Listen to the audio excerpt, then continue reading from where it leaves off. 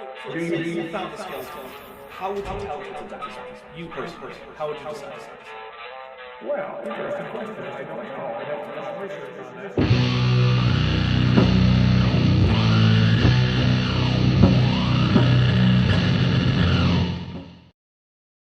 Hey everybody, welcome to Matt with Maddie number, I believe this is 35. Am I right about that? That's so Goodness. many. It is 35. Where are the Ape-Man fossils? Which is, of course, the question that Mara Matt has posed most recently. Which is a weird question, because it's sort of like asking, where are the reptile lizard fossils? Or where are the bird penguin fossils? It's just an odd thing to say, right? Now, humans are unusual among the apes, but they're still very much apes. But first though, Maddie, how you doing? What you working on? I am doing so good. Oh my gosh, it's almost Christmas. Mm-hmm. The baby girl is old enough that like she kind of understands what's happening, so we get to have like Christmas magic, and it's going to be great. I'm currently putting ribbon into these salt dough ornaments we made together. Very cute. Very excited. So that's my fidget for tonight. Nice. And I officially get to adjunct a class at a local university in the spring. So I'm really excited about that. I get to do that in addition to my research. So nice. All right, though. Yay. That does mean we now have to test your Christmas knowledge. Okay. There's going to be 3 questions. If you get them all right, then Okay. you're an expert at Christmas. Excellent. I'm Okay. here for it. According to traditional liturgical calendars, at what time and on what date will Christmas start this year? Christmas should start like I have to admit, I don't know if it's like at midnight or at midnight 01, Okay. right? On Christmas Eve. Incorrect. It will start at sunset on the 24th of December. Oh, The Christian excuse liturgical me. day starts at sunset. I didn't know the Christian liturgical day started at sunset, so I know that Mhm. now. That's why if you ever go to a Vesper service, it will be the Vesper service for the next day. Oh, okay. Vespers is the I've never been to a first. Vesper service. I've been to Compline. Well, you should but go to Vespers sometime. Vespers is going to be the first prayer service for the day, even though it's on the previous day. Oh, okay. Right? Because it starts Gotcha. the liturgical day starts at sunset. Which is also true for the Jewish liturgical day, which is why this isn't a question. But it's also why Hanukkah is going to start at sunset on the 25th. And so, so it starts at the same time as the second day of Christmas. Huh. Which actually just gave away the answer to one of the Christmas things. Oops, now I have to come up with a second question. Go ahead. I do love I genuinely like Advent as a season. It's like one of 2 seasons in the liturgical calendar where you sort of like are supposed to be a little sad, right? And contemplative, and it's like a very Advent is a very somber, solemn time, right? And I kind of love that because growing up evangelical, everything's 1,000,000% happy and great all the time, right? And it's overwhelming. And so like I really like Advent and Lent now that I'm in a like mainline Protestant tradition. But I do also love having a comeback of like, we need to keep like Christ in Christmas. It's like, I know. And everyone needs to not put up any decorations until after sunset Christmas Eve because it's not Christmas yet. Well, you can have the Advent wreath up. Yeah, you can have the Advent wreath up. And technically, I think you can have a tree that is undecorated. Yeah, don't decorate that thing until sunset on the 24th. And yeah, I have my Advent candles this year. Did not actually light my Advent wreath or light the candles because baby girl was really interested in the candles and keeps like picking them out of their holders and holding them. And so I decided to not add an open flame to that. All right. So this is technically not a Christmas question, but it's Christmas related.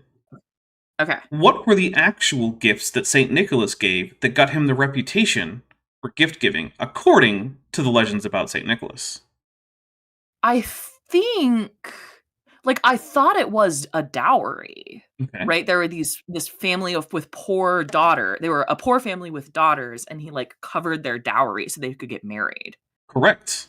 He went Each year, when the girl was about to become of age, and dropped a bag of gold through her cobbler father's windows into one of the boots he was working on. Mm.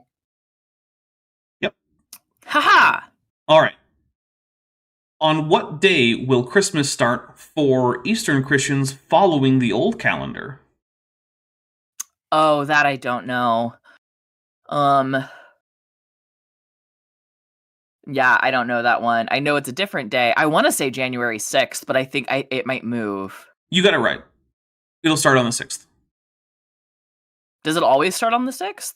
Well, it'll change in 400 years. Oh, okay. So for now, it actually just did change recently. It used to start on the 5th and be primarily on the 6th. That Christmas Day was. Now it starts on the 6th and is primarily on the 7th as of 2000. Okay.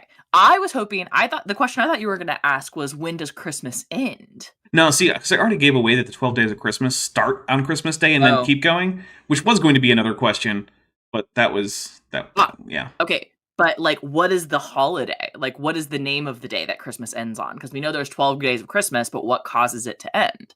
Of course, it's Epiphany. Yeah. But anyway. Which celebrates two different events depending on which church you're in. Which events are those? Yeah. It's the Jesus' baptism by John the Baptist. Mm-hmm. And the other one is it child Jesus and goes to the temple? Nope, it's the Magi. The Magi. Oh, it's the Magi. All right, well that's enough Christmas trivia. One of those you did really well. Questions. You did really well. Roshina, can I get an Uwu Keller for $4.99 says, we know convergent evolution can create placental mammals that look a hell of a lot like marsupials. Do you think that's what happens with targs? Yes, they just converge to look a lot like suids. It's fine. So thank you very much. On targs? Yeah. All right, so now that we got the Christmas trivia out of the way, I am drinking myself some mango cider, which is like 8.4 ABV. It's ridiculous. That sounds delicious. Yeah. I have my favorite Matt with Maddie beer, Bearded Theologian, which is also 8.4. Nice. Quad style ale. It's delicious. If you're ever in Oklahoma or especially the Tulsa area, Cabin Boys Brewery, they do all Belgian style. It's delicious. And Cabin Boys Brewery, you are allowed to sponsor us if you want to. Oh man, so my high school, my graduating class was 21 people, right? Oof, I went to high small. School with the guy that started this brewery. Nice. Does it give you a discount? So, no, but that's, listen, friends pay full price to friends. Yes. Right? Like, although, if a friend wants to give you a discount, take it. Yeah, if everyone wants to give you a discount, take it, but also, like, pay full price for friends' goods and services. Yeah, be willing to pay full price, because your friends need that's their job. They need that. That's money. Their job. One of the best things you as their friend can do is to support their business. Mm-hmm. That's why I ask for super chats. So, Mm-hmm. All right. So we have a drinking game. The drinking game was like this: when Raw Matt says something too stupid, we take a drink. When Raw Matt says something that's actually true and he's not just quoting something, we take a drink. When Raw Matt tells a joke that doesn't land, we take a drink. When Raw Matt tells a story that didn't happen, we take a drink. Now, it's a little bit of a judgment call, but that's okay, because guess what? I'm the arbiter of the drink counter, so I just get to do whatever I want. So, yeah, there you go. We'll also take a drink anytime Matt mentions that political party from 1930s and 40s Germany that, was really popular there at the time and has become increasingly popular again here in the United States, which is a weird thing. We'll take a drink for them. We'll also take a drink anytime he mentions the Columbine shooting, which he does all the time. Just so much. All the time. It's kind of crazy. We will also take a drink anytime Raw Matt conflates what we can know from Lucy with what we can know about any wider taxon to which she belongs based on other fossils. We call that ad hominid. We actually only get one of those per stream, though. So let's take a drink if either Maddie or I can successfully predict what Matt's going to say. We'll also take a drink if Raw Matt... Actually, I think that's it for Raw Matt. This isn't Raw Matt, Dapper. Oh, right, that's right. It's Matt Powell. My apologies, Matt Powell, for confusing you with the other idiot named Matt. Which, by the way, if you're wondering, I did recently do a live stream on FTFE's channel, specifically about Raw Matt and Matt Powell collecting some of their stupidest stuff to introduce his audience to the Young Earth Matts, so that they were a parallel to the Young Earth Nathans. Oh, good. Okay. And then one of his audience members, who's a Globe Earth but a Young Earth creationist, got a little upset about that and wanted to have a talk with me. So then we also did that as a separate stream like 2 days later. Oh, I saw some of that stream. It was painful. Look, I feel like he's a good kid. Roshina, can I get an Uwu Keller, who's been a member for 15 months and is at the Tetrapod level, says AIG's essential sack of special friends, which is in fact a drink trigger. Let's take a drink. And it's my favorite kind because it's alliterative. Thank you. Yes. So, we will also take a drink anytime anyone super chats anything to the effect that AIG are a bag of dicks. Now, you do have to be careful, like Roshina was, because they won't just let you type in AIG is a bag of dicks. You gotta be, a little creative. You don't have to be that creative, because it's actually pretty easy to get past the YouTube auto censorship, but still. Yeah, but I appreciate the alliteration. It makes me personally happy. Yes. It also makes me happy, to be fair. We'll also take a drink anytime anyone's... Aww. Look at how beautiful this star is. Nice. We'll also take a drink anytime anyone sends a super chat or membership milestone chat that contains any of the kaiju emojis that we have just for the channel, which include Godzilla, Mothra, and King Ghidorah. We will also take a drink for each gifted membership up to, basically, if you go past 30, we're not going to count out drinks. I'm just going to finish what I have and go get another one and add whatever number to the drink counter. But yeah, the fastest way to make me have a bunch of drinks is just to gift a few memberships. Because each one is one drink, and people can gift 5, 20, whatever. So, it's pretty fast way. And then we will also drink if I screw up the production of the show. So, for instance, if I forget to unmute Maddie, or I change the scenes and the opening credit thing comes back when it shouldn't, or things like that. That is Dapper as a professional, and we'll take a drink for that. I think that, oh wait, nope. If Godzilla, Mothra, if either of those two come by audibly, we will also take a drink.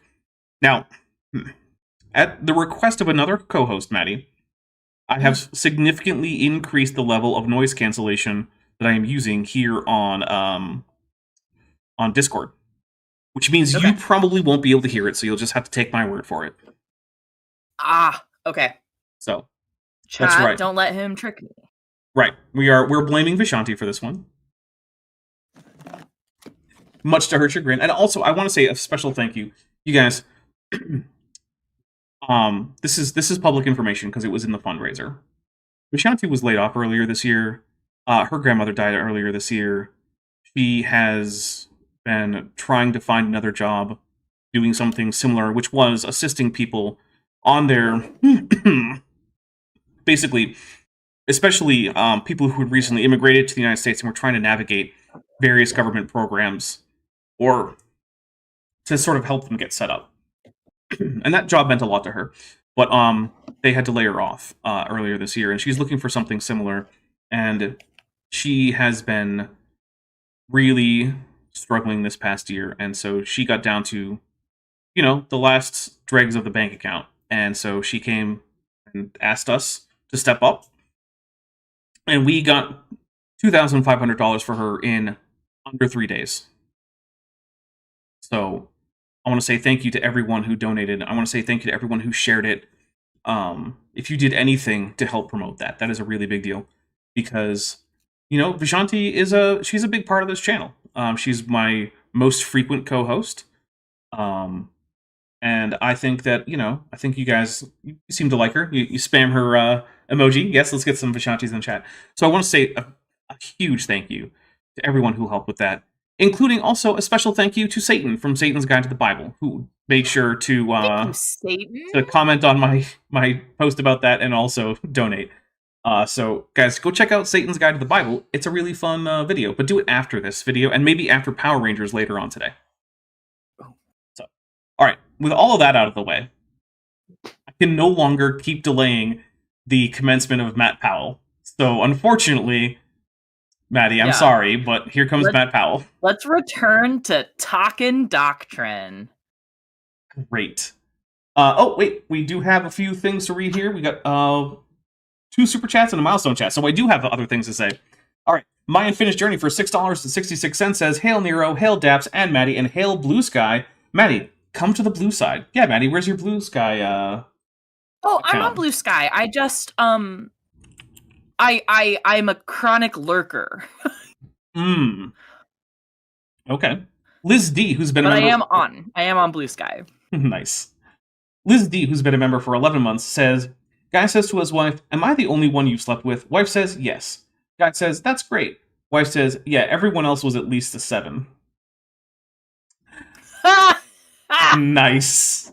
That's... I liked how we could see Maddie realize what was going on as she was thinking about the sentence. Yeah, do you like me processing that in real time? Fade to grade. I don't know if I've shared this. But earlier this year I was officially diagnosed with autism. And one of the things that came up in my like evaluation was my slower processing time for things like that. And so yeah, like you guys are just seeing the autism in real time. Fade to grade. Justice for Elhanan. Yes, justice for Elhanan, the original slayer of Goliath. Thank you. Says, Matt P is best friends with an inflatable banana named Dr. Peel. Raw Matt has an unhealthy relationship with actual bananas, probably. It's more than probable. Here's the thing, right? He has an unhealthy relationship with fruit generally, and I'm not talking about any kind of sexual thing. He is a self-described monofruitarian, which means he only eats one fruit at a time, and during the time that he's doing that one fruit, he eats literally nothing else. That is an unhealthy relationship with fruit. That's an unhealthy relationship with fruit. Yeah, or just food in general. You should have variety in your diet. Eat more than one thing. Yeah. Yeah. I recently learned of a disease that was super common in the Edo period in Japan. It was fundamentally, they didn't know what it was, but it was a B1 vitamin deficiency that everybody got because they only ate white rice. There you go. Yeah, don't do that. Don't only eat if I can describe your diet by naming a single food item, you have a bad diet. That's bad. Yeah. So change it up, people. This is not like my medical advice or anything. I'm just saying, eat some fruits, eat some vegetables, eat some grains. If you eat meat, eat a little bit of different kinds of meats here and there, stuff like that. Yeah. All right, here we go. Here's Matt Powell, who, as far as I know, does in fact eat more than one thing at a time. So he's got that on the other Matt. But they've never had any fossils that even resemble a mix of a human and an ape. Well, like we talked about earlier, it is sort of like saying we don't have any fossils that are a mix between a reptile and a lizard. It doesn't really mean anything. But if we're going to be generous and say that by ape he means basal Miocene ape, which is, a grade, not a clade, but does have definable characteristics. I mean, it's literally what Australopithecus afarensis is, right? Australopithecus afarensis has a very primitive wrist, which could lock as if it could knuckle walk, even though it was physically incapable of getting into a position to effectively knuckle walk. It still had adaptations for hanging from tree branches by its arms. It still had a very robust jaw musculature. It still had relatively large canines, not as big as, say, a chimpanzee's, but much bigger than a normal human, or a modern human, I should say. Sorry, Australopithecus afarensis is out there. I didn't mean to imply that you're abnormal. You're not. You're just different. It's fine. The extremely prominent brow ridge. They had a somewhat more basal torso shape. They had more basal hands, although not much more basal, because actually it turns out that one of the most basal aspects of human anatomy is actually the hands. Your hands are almost your hands are almost identical to a Miocene ape hands, whereas, say, a chimpanzee has extremely derived hands with gigantic metacarpals and like a tiny little thumb. They have extremely derived hands. Yeah. So actually, in many ways, it's less true to say that humans evolved from chimp-like ancestors than it is to say that chimps evolved from human-like ancestors. It's actually I love that more accurate. My other favorite fun fact about this argument that I learned from watching Erica at Got Sick Given is that not only is this a silly thing to say, it's so silly. Like, we actually have like the opposite problem. We have such a good record, right, of the transition from like Miocene apes to modern apes, including humans, that it's like really hard to classify individual species because it's sort of like, if we think of evolution as the transition from like color, right? We have red over here and we have orange over here, right? But when did orange become red, right? We have so much of that gradient in the fossil record that it's actually really difficult for the community to like identify specific species because we don't just have orange and red because of the abundance of data. Actually, I made a really one of the animations I'm more proud of, which was it was a color ramp that did that. Went from like red to purple or something. But cool. I changed the amount of color depth that I was allowing it to render in. So it starts out and there's just a red square and a blue square. And then I'm like, okay, and this is simulating, we're finding more fossils, and so more color depth is introduced. And so there's more segments in the color ramp until it's just every single pixel is a slightly different version of the color. I'm like, that's where we are now. Sure, way back in the 90s, there was only like 5 of these squares, and we could tell pretty easily who's red, who's purple, whatever. But now there's just a continuous thing. All right, we got a few things to read here. And Mom Not Related Gladstone, who's been a member for 38 months and is at the amniote level, says, Ray Comfort also has a thing about bananas. Lots of unhealthy, fruity relationships with these boys. Oh, sorry, with these religious boys. I remember being in middle school and watching Ray Comfort's Way of the Master series and his banana analogy. I was like, oh no, poor middle school Maddie. See, I was exposed to Kent Hovind in middle school, but not Ray Comfort, so I didn't know about the banana thing until much later. I was exposed to Kent Hovind and Ken Ham stuff. That was the big thing for me. As I remember, right, the people who introduced me to Ray Comfort, like, nobody at my church growing up was like aggressively young earth creationist, right? And I don't think many people actually like held that belief, right? But like, it was in the church library. This is the official teaching. Yeah, it's like it was just in the zeitgeist, right? Or they had maybe a little more problem with like evolution because of that like old earth mentality, but like we definitely are the way we are because God wanted us to be, right? Yeah. But anyway, so I think there was more Ray Comfort like Bible study and less like straight up YEC stuff. But Ray Comfort was in the zeitgeist. Justin Glispie says, that debate with the creationists who kept circling back to irreducible complexity about killed me. Yeah, that's with Terry. What do I even say about that? You've seen the debate if you have. It's not even a debate. It's just a discussion between he and I and Jackson Wheat. And yeah, it just went with, okay, irreducible complexity. For some reason, he used the word information with that. And so we're just like, okay, what does that mean? And he just went on this like 2-hour-long circuitous circling back to old definitions, rejecting them again, and just round and around, where every time he proposed a definition for information, we were like, okay, but then you have to conclude this. He's like, well, I don't want to conclude that, so I'm going to have to come up with a different definition. Okay. Yeah. Cool. Zeralon, who's been a member for 13 months, says, watch Star Trek Lexington. Lieutenant Lanford is the best. Which I agree with. Do watch Star Trek Lexington. Lieutenant Lanford is the best. And of course, Zeralon plays Lieutenant Lanford in Star Trek Lexington. That is his character. Excellent. Lady novelist Kent's Tender Touch A Chicken's Tale for $4.99 says, Raw Matt and bananas have an unhealthy relationship, you say? I think I sense a new story I need to chronicle. Oh no. Is it...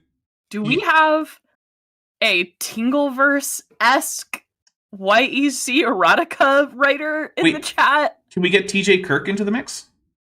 Ooh, sure. Because he also has a history with bananas. And leaked videos. Oh, you don't know about the TJ Kirk thing, Maddie? Oh, that's an off-air... I don't know what we're talking about. That is an off-air story.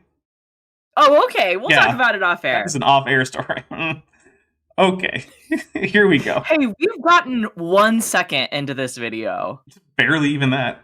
It's not even there. And yet textbooks are still saying, oh, well, we came from, monkeys. And then they'll try and deny, like you said earlier, brother, that we came from a rock. And that's what they believe. Okay. When he says, he's trying to put in rock. We've already addressed it. Here's the thing, man. Rock. When you look at textbooks that talk about human evolution, they actually name real fossil taxa, right? Like, if you want to say, I don't think the reconstruction of those fossil taxa is accurate, and I think they actually should be split into two very distinct ape and human categories, and here are, like, why I think that's the case in terms of morphology. Okay, great. Have that discussion. Yeah. But to pretend that they're just making up these animals is just not true.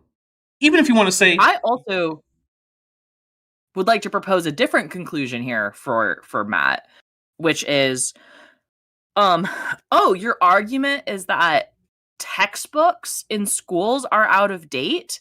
You know what? I agree. Mm-hmm. Textbooks in schools are out of date. We should fund our schools better to get updated textbooks. That would be nice. Also, we're going to take a drink for they're just making up the humans in the textbooks. Like, no. Yeah. And I love that they're like, they really, no, they claim they don't believe that we came from rocks, but they do. It's like, my guy, if somebody is telling you, I don't believe X, like, you should take them at their word. Like, you can't tell someone else what they believe. Like, that doesn't work. Like, if you catch them telling other people something different, then sure, you can call them out for saying that.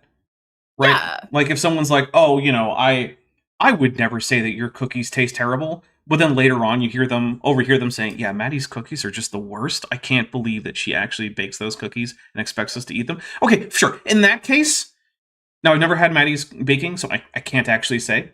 Yeah. I'm sure Maddie's cookies are great. By the way, don't eat these cookies. No, those are salt. This is mostly salt. Mm-hmm. These are not for human consumption. Yeah, if something like that happens, sure, you can question someone's reported beliefs.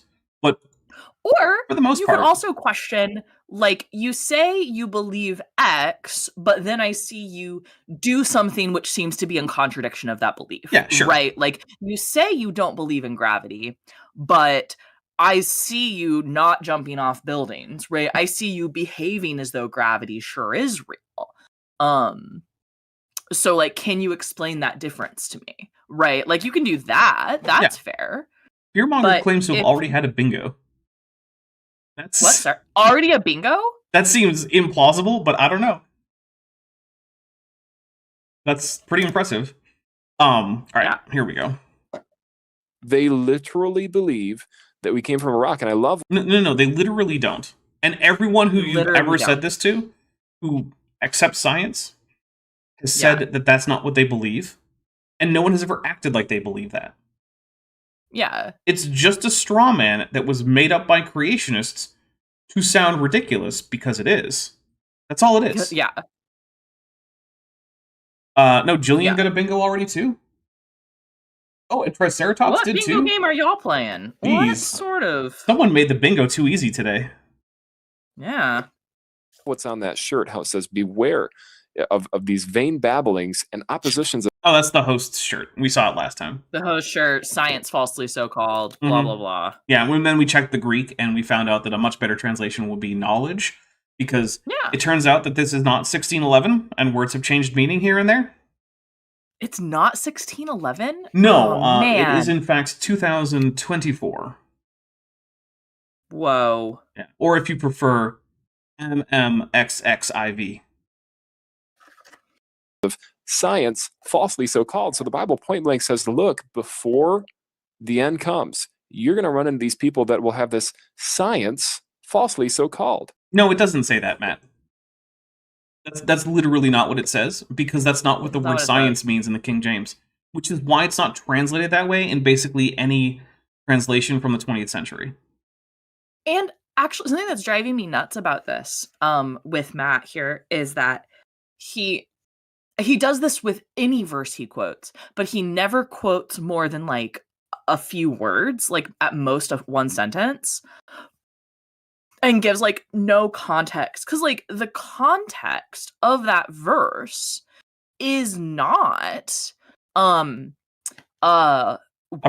day in the future, like one day people will have knowledge about how they think the world works, right? About natural processes, right? About how, and you need to be aware of that because it's not of God, right? Isn't the context of that verse about false prophets? Yeah, Like, it's people literally bringing- warning Timothy to be careful about false teachers who are teaching something other than what the author presented, and the author is presenting himself as Paul, although it's almost certainly not actually Paul. Right.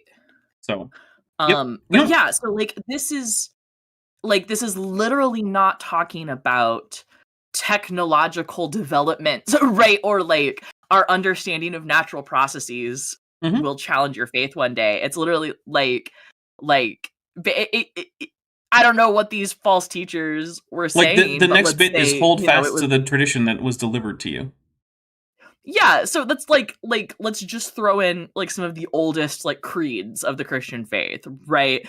No, believe this creed, not what that person is saying, right? So, also, I do want to point out, though, that this is actually pretty consistent for Raw Matt, because Raw Matt This isn't has Raw Matt. said, and I quote, "Well, actually, I don't see anything wrong with cherry picking." Raw Matt Gosh. is on record as being pro cherry picking. So, this is just his Dapper, MO. this is Matt Powell.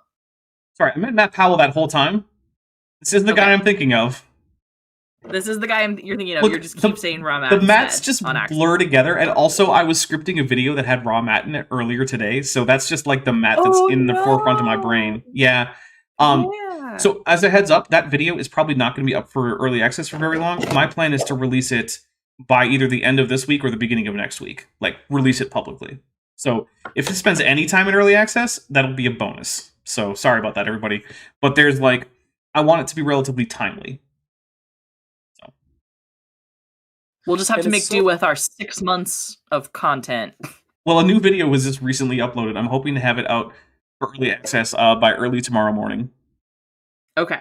So you'll have another hour and 5-minute video in which I speak Sang Healy from Halo, the TV show, because I was paid to. So, Yay! yeah, Maddie has heard it. How would you rate my pronunciation? Given that that's the only time I've heard this con lane spoken, excellent. Nice. See, there you go. That's going to be the case for most people, so that means it's excellent. Yeah. Plus, if it's bad, that's just my dialect. You don't know what part of Sang Helios my guy is from. Yeah. So easily debunked. They say the dinosaurs, they died out millions and millions of years ago. Mm-hmm. Well, two problems with that. Why in the world would the Bible mention dinosaurs? Oh no. Wait, have we heard this already? No. We've reviewed that. We have to have reviewed this part already. Guys, okay, hold on. I'm going to start a poll. Have we heard this already? Yes, no. Yeah. Because, okay, to be fair though, Matt Powell is so damn repetitious. Yeah. Oh, he said But I quote do mining, think not we've cherry done this picking? one before. Okay, he might have actually said quote mining, not cherry picking. But yeah, when it comes to quoting people, there's not much of a difference. Quote mining is just a specific kind of cherry picking. Yeah. All right, well, let's hit play. We'll see. Multiple times, people are like, "Oh, that's not the dinosaurs. Those are, they weren't talking about dinosaurs." Yeah, everyone's saying yes. I think somehow we just messed up where we were. So here's Okay. what I'm going to do. Can we just jump ahead 3 minutes? Oh no, I jumped ahead 10 minutes. Oh, yay! Okay. Let's just see what this beardy guy has to say. I have no idea who this guy. I have no idea who this is. His name's Daniel. His name is Daniel. That is true. Anything to do with We'll back up until we actually see the start of him talking. Okay. Okay, here we go. Just like in a computer field, just like in any field.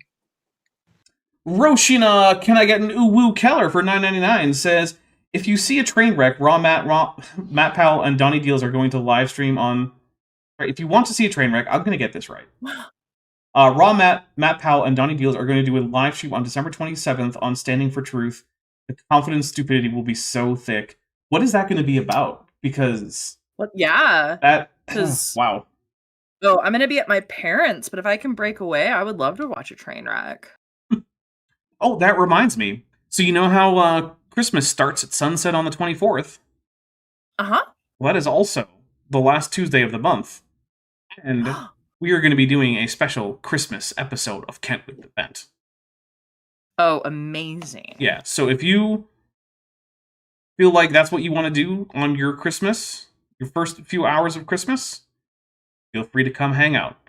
There will be I'm snow, not real snow, just digital snow, and bent. And if we can get enough today for a fancy avatar, I can convince Bent to wear a Santa hat. that would be so good. So maybe if we can get... I'm so excited for Christmas Eve because this is like the first year that little girl like understands what's happening with Christmas, and so like I'm really excited to like put together some presents and put them in front of the chimney and eat the cookies and all that stuff. We're gonna make cookies for Santa. I'm so excited. All right, so here's what we're gonna do. I'm gonna say if we can get 20 teal or higher super chats in the next hour, I'll buy a Santa hat and try to get Bent to wear it. If I fail, I will struggle into my stupid, itchy human suit. Ugh.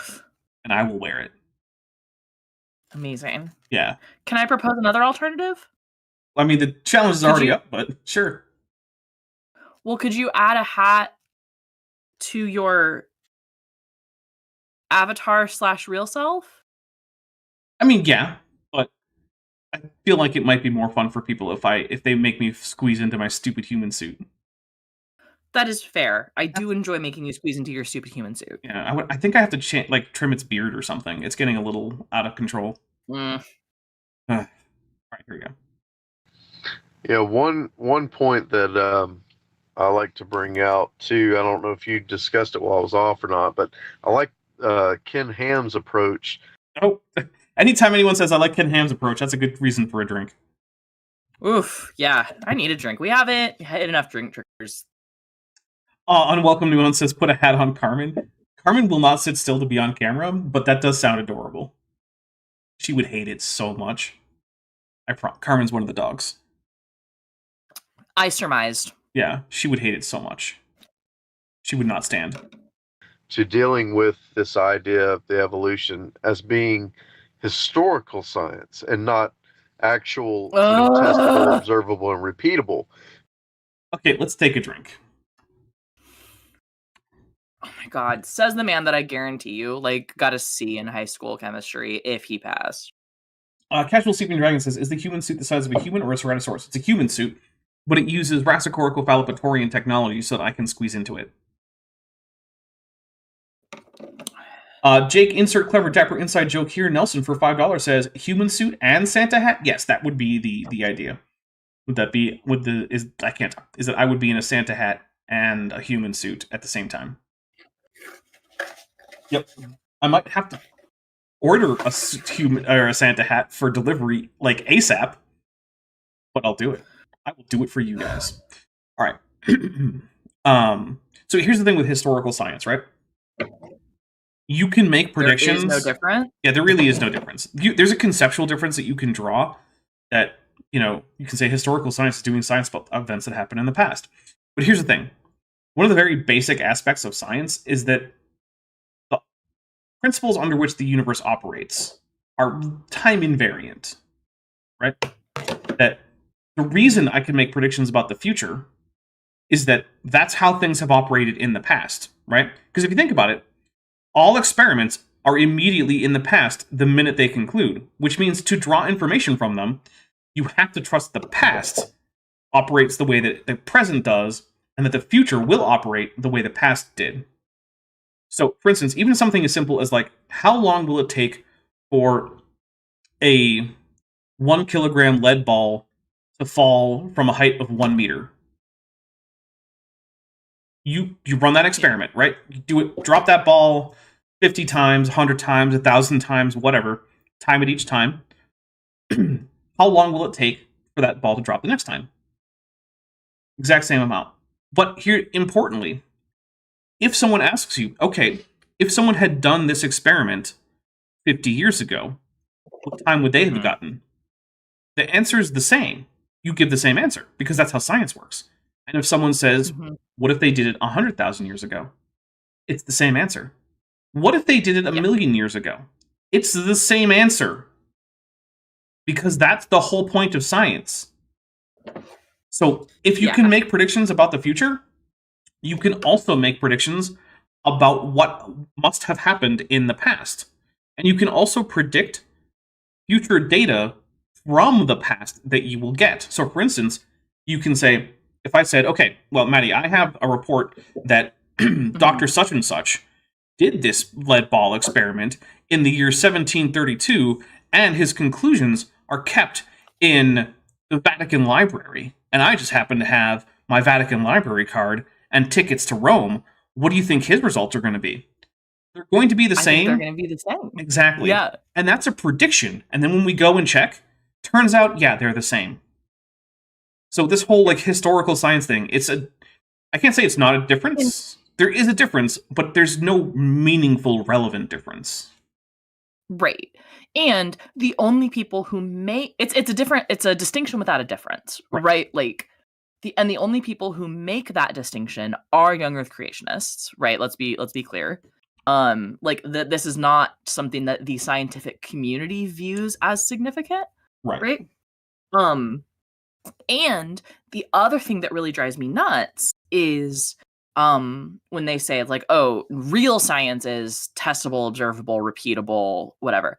When they say observable, they mean by human eyeballs, right? Which there is no field of science, right, that restricts its data to things that can be collected as information by human eyeballs, right? Like, a great, The Rocks Were There is the title of a great book. A sequel to which is coming out soon. Were there. Yeah. And we can go look at, oh, hey, this thing was present when this event occurred. If this event occurred in, this certain way, we should see X in the rock, right? We should be able to find that when we test for it, right?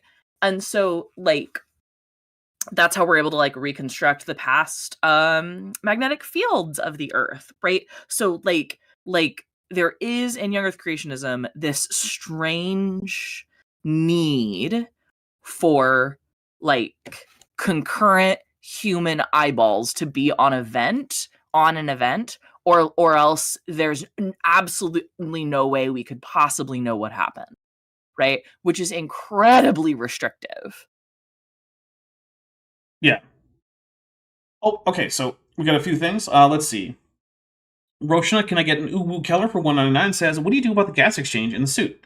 I mean, there's a gas release valve, sort of at the bottom of the spine, on the back end of the suit, and you just have to every once in a while release that gas, and bring in new gas. Naranda puts for $2 says, but what if they did it on Mars 1,000 years ago? Well, the acceleration due to gravity on Mars is about 1/3 that of Earth's, so you just do the calculations, and yeah, it'll be the same on Mars 1,000 years ago as today. So, yeah. Arachamian for $20 says, Inshep du Nashboch cha katvam lulo. There we go. That's just me, that's not him. Which, let's see. So, these spirits that use them,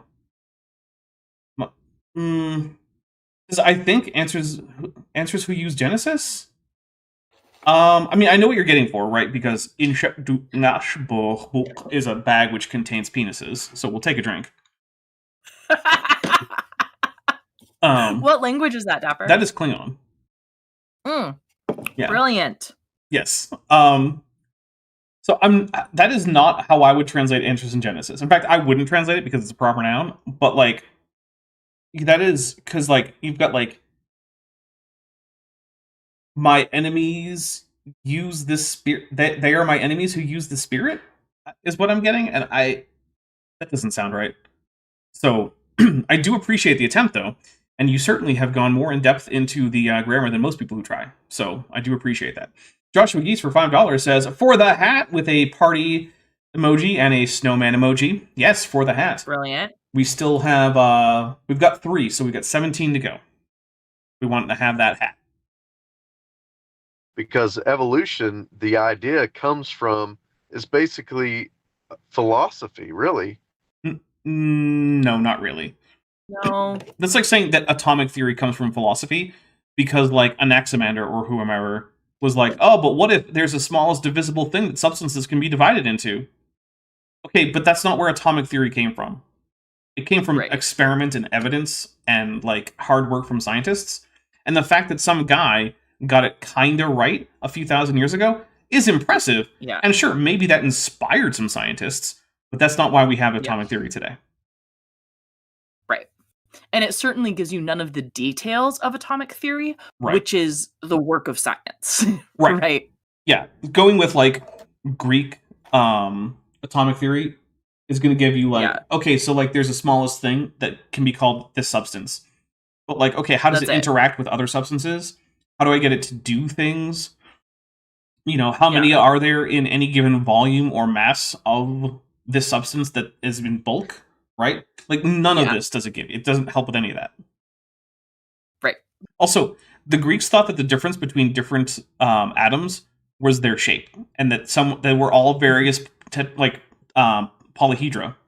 And so, like, one element was the cube element, and one was like the, tetrahedron element, and a sphere element, and like, it's like, nope, that's completely wrong.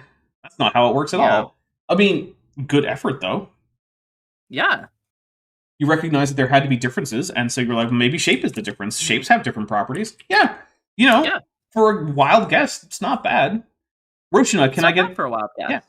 Roshina, can I get an Uwu Keller for $4.99 says, bag which contains barbed hemipenes is Genesis answers. Wait, where are we getting barbed? Am I just... I'm taking a drink. I'm not sure where the barbs are coming from, but hey, I'll take a drink too. Also, the ancient Greeks thought shape had to do with a lot of things. They thought that shape was what caused something to float or not. And their reason for why ice can float on water, right, is because of it. It's had something to do with its shape, right?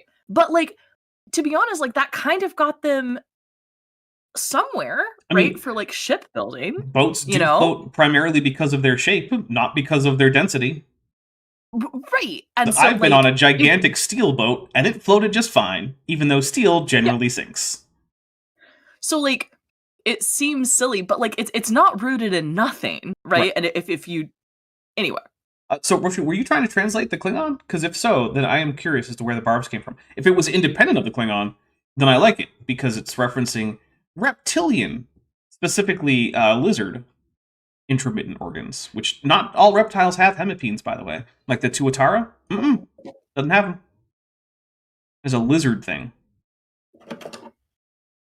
And so he separates actual science from what they would be, described as historical science, which I think is an excellent thing to do because you like propaganda. That's why. Because you like propaganda. Yeah. There's no way to test and observe and repeat anything to do with evolution as far as the Big Bang. Take a drink for there's no way to I will never test anything. Get over somebody saying evolution. Yeah, like the Big Bang. Yeah. Hey, man, that's what computer simulations are for. Come on. Creationists learn what evolution is. Challenge level impossible. Yeah. I'm gonna take a drink. Yeah. I'm going to take a drink. And again, there's a reason we use computer simulations for stuff that we can't physically do in real time. Joran Dax for $5 says, my conlang, and then I don't know how to pronounce this, so I'm just going to give it a go. And by the way, this is their third super chat on the channel. Thank you very much, Joran. Boilza mulgem uzdoch.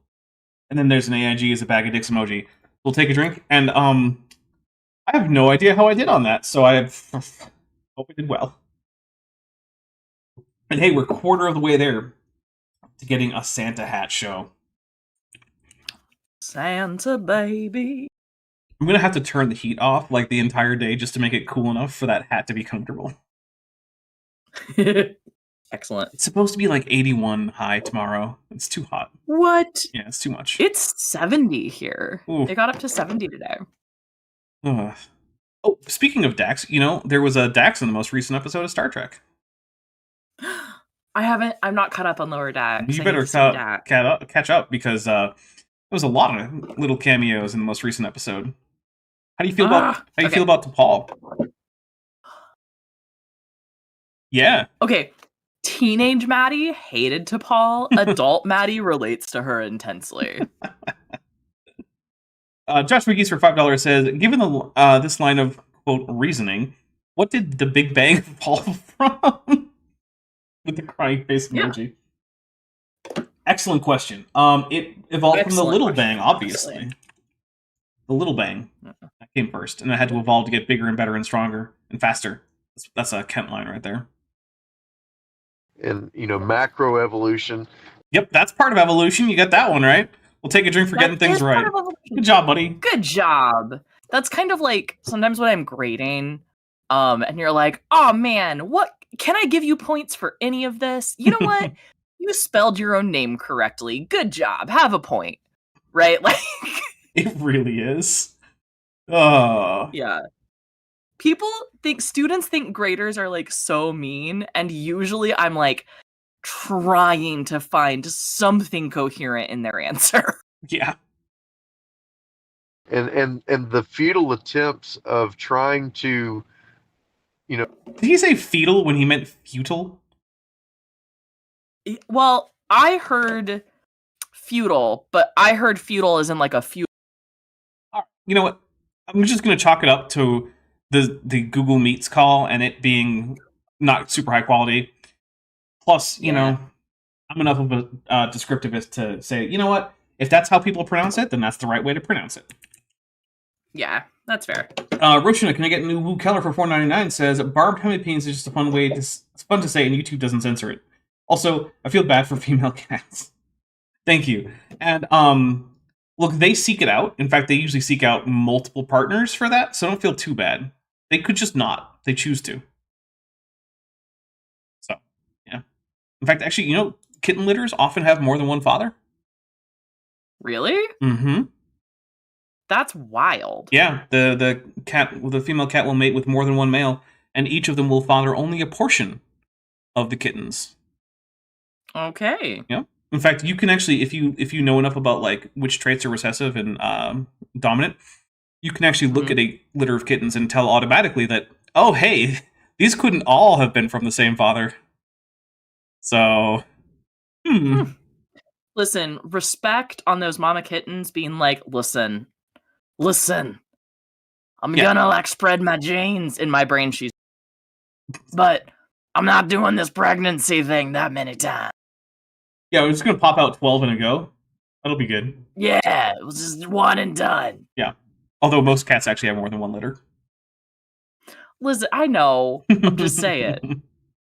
So explain adaptation and use that as a springboard for macroevolution is a pretty weak argument, because even I don't know. I don't even know what you're trying to say, my guy.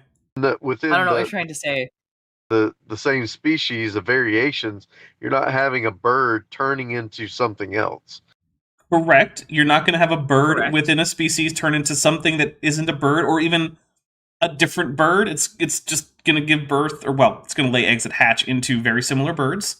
That's a core aspect of evolution. It's never going to happen. Yep.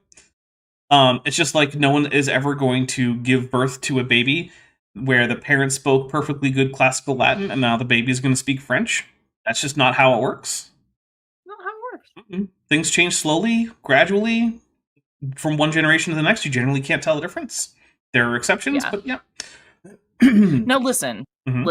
If anybody from this stream or that we're reviewing here, or Young Earth creationists in general, is listening to us and is getting frustrated, what's happening here is the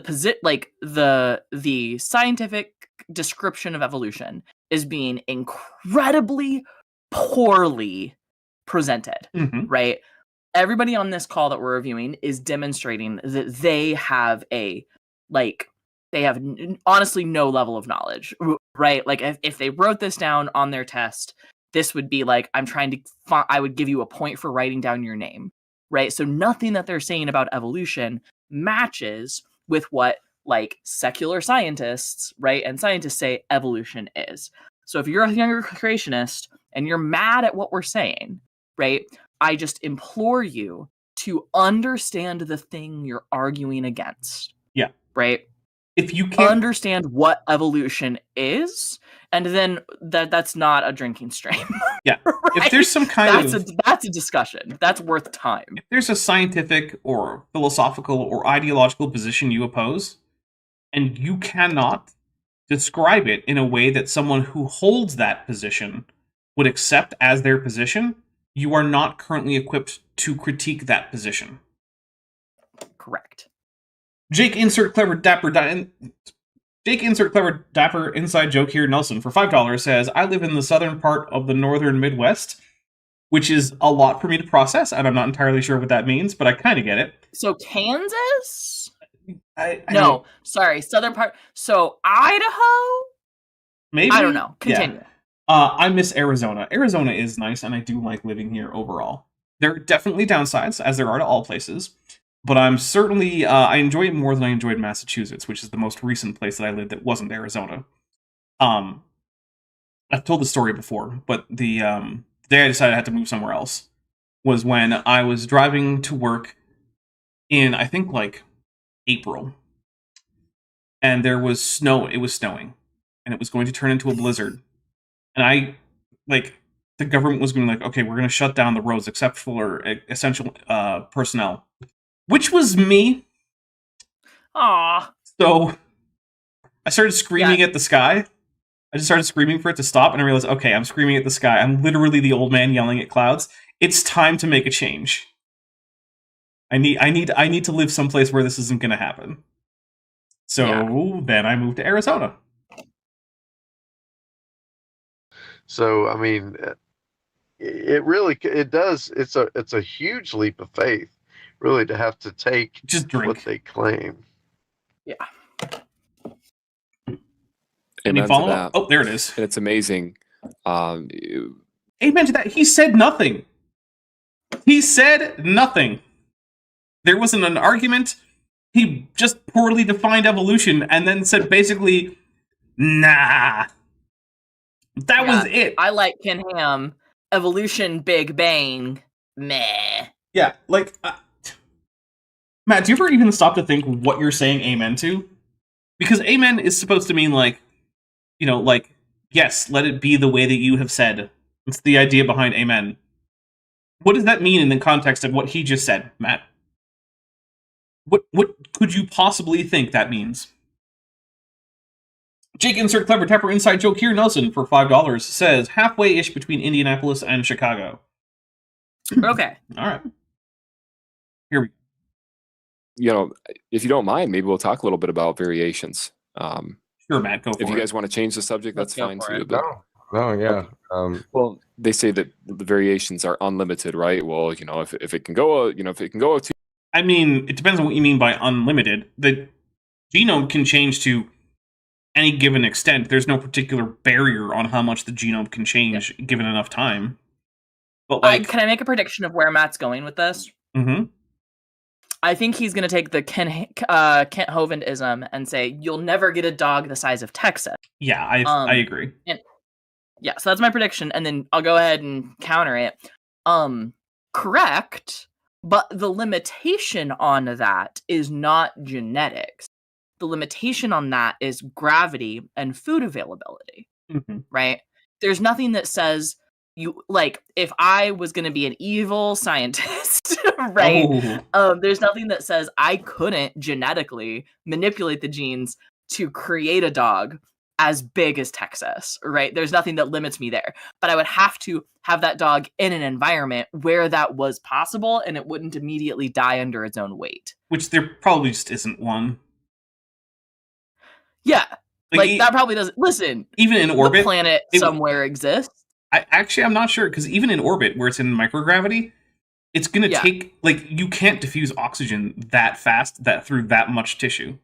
Like, there's just going to be hard limits to metabolism beyond just crushing itself. Oh, hey, it's Mothra time. Let's take a drink for Mothra. Cheers, Mothra. All right, here's the other thing. We are just about at break time. So what I'm going to do is I'm going to give us a quick intermission. There will be a commercial for the upcoming episode of Star Trek Lexington. And, then hopefully Bent's music will play. And we will be back. And I will have a fresh amount of this delicious mango cider, which is actually... it's kind of growing on me. Like, I liked it really a lot at first. And now I'm like, oh no, I have to drink a lot more of this, like, really fast. I need to just... quaff. I need it in my body. Mm-hmm. Kyle Pratt for $1.99 says, limitations on size, may I introduce you to Pando? Yes, a distributed system like that can actually work pretty well. Unfortunately, animals have a harder time getting that big because of various restrictions and their inability to just have that same kind of clonal distributed anatomy. Maybe sponges could do something like that. They can kind of reproduce by just kind of clonal vegetative growth in some ways. Josh McGee's for $5 says, I thought the limitations would be the size of Texas. I've driven across it several times. Even the panhandle takes a long time. Yeah, everything in Texas is so far away from everything in Texas. Yeah. I had to drive through I basically had to drive through the longest axis of Texas on my way to Arizona, and it was a nightmare. I hated it. I don't hate Texas in particular. I mean, I know plenty of people from Texas. I've been to Texas and enjoyed myself there. But oh my god, driving through it on a road trip, I will be okay if I never have to do that again. But hey, we're going to go on the intermission, and we are at the halfway point for the live chat goal. So, our super chat goal, sorry. So let's see how we can do. We're on pace to get it. So here we go, intermission time. Next time on Star Trek Lexington. Captain's Log, Stardate 6419.0. After a month-long survey of the Alpha Doradus sector, Admiral Banna Stoker has ordered us to investigate the ruins of Pegasi 5. The readings from the planet are similar to those from Bacchus 4, and Lieutenant Landford believes that they may have been produced by the same ancient civilization. If this is true, then the extent of that civilization, which Admiral Stoker calls the Tilikal, must have been enormous, as we are more than 1,000 light-years from Bacchus 4. The Admiral has requested planet-side investigation and detailed logs. This will require multiple landing parties, and I've had Commander Shelby and Lieutenant Landford coordinate with Lieutenant Croc to assemble a few such parties. I myself will be leading another team, comprised mostly of senior staff, which will coordinate as well as investigate. Hopefully, no more star systems blow up. The ruins on Pegasi 5 are ancient, but not inactive. During the course of the investigation, one of the landing parties is accidentally transported farther than should even be possible. They find themselves on an asteroid colony, hundreds of thousands of light years away, with no obvious way to escape. Further, the station is not abandoned, and instead is inhabited by opposing groups of religious fanatics. The crew will have to keep the peace between these groups, all while avoiding the dangers of an ancient colony with malfunctioning equipment in the hope that they might find a way back home. In We Came Forth to Contemplate the Stars, only on Top Hats Off.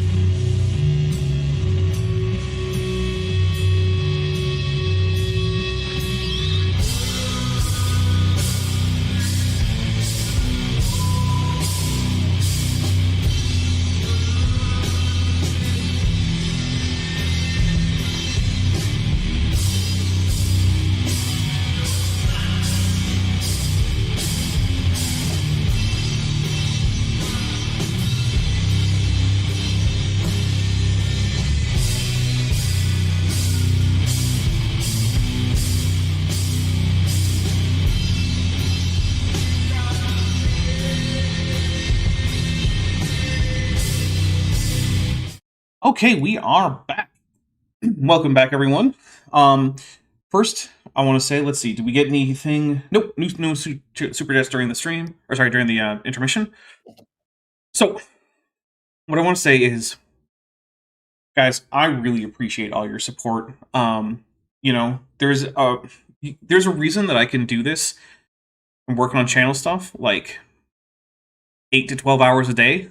Today was perhaps more like 14. That's okay. And it is because you guys support me, right? Whether it be through these super chats, whether it be through Patreon, channel memberships, super stickers, super thanks, buying memberships for people, all of that contributes. Because frankly, ads on YouTube are almost completely useless. They give you fractions of a penny per view. And I mean tiny fractions of a penny. You watching one of my videos, even a longer one, might get me 1/3 of a cent if I'm lucky. So it is that direct support that keeps this channel running. And so if you can afford it and you are interested in helping to support the channel, there are some great ways that you can do that. The first one is the Patreon. That's where I get to keep the most of the money. You can also get a 15% discount for going annually. It only starts at $1 a month.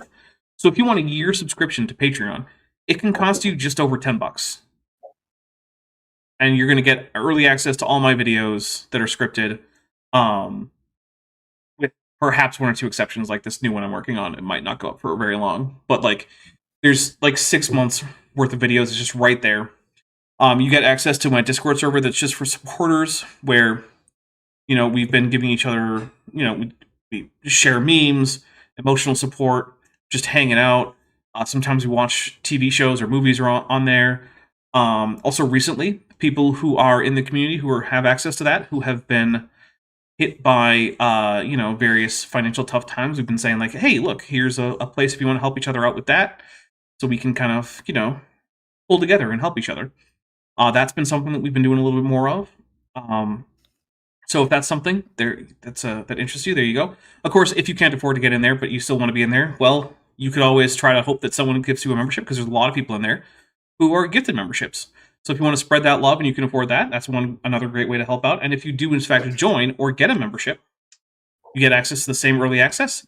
You get access to the same Discord server. Your name goes green, unless it's blue, in which case it stays blue. You get a cool little badge after your name. You get access to the channel emojis. That does start at $1.99, so it is a little bit more expensive, and there's no annual discount, so there is that. But yeah, you get this almost all the same perks, or essentially the same perks, but a little bit extra. That's why it's a little more expensive. So there's that.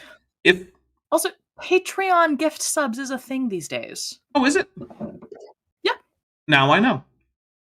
So there you go. Also, if a annual or monthly thing isn't your deal, but you still want to help out, there's a merch store linked in the description, as well as a merch shelf. There's also a Amazon wish list for both me and Bent. Bent also has a Patreon if you want.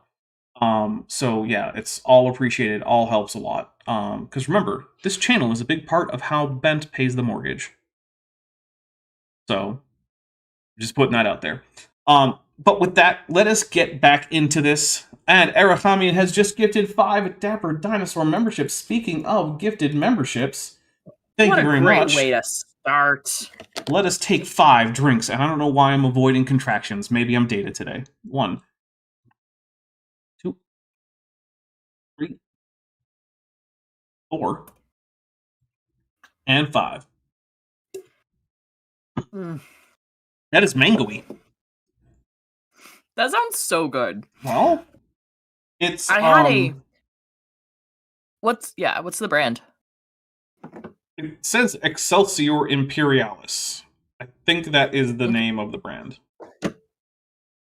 There's a giraffe in a space helmet. Cider that was like a spiced winter cider, and oh my gosh, it tasted like Christmas. That does sound really so good.